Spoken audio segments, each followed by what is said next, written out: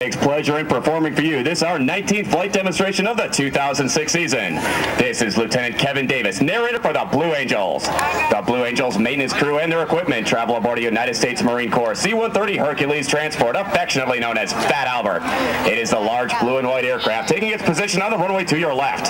Today, Fat Albert will be demonstrating the jet-assisted takeoff capability of the C-130, commonly referred to as JATO. 8 solid fuel rockets, 4 mounted on either side of the aircraft, provide an additional 8,000 pounds of thrust for takeoffs on short or unimproved runways. These rocket bottles were designed for one-time usage and can either be jettisoned from the aircraft in flight or removed after landing. On the runway from the left, Fat Albert will be rolling. They'll accelerate to 140 miles per hour, simultaneously fire the JATO bottles, and execute a high-performance climb with the aircraft in a 45-degree nose-up attitude.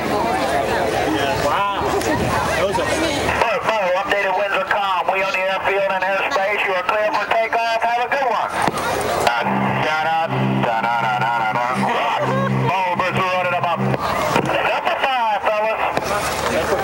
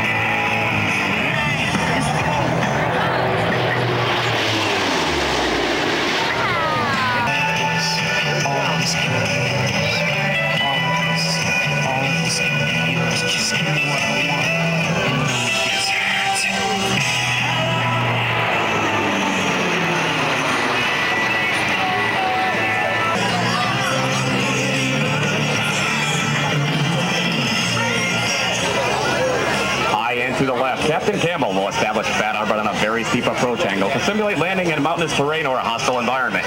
Demonstrating their short field landing capability, they'll touch down and immediately reposition the propellers to full aft, stopping the aircraft in 1,500 feet. You will notice that not only can the aircraft stop quickly, but it can actually taxi backwards.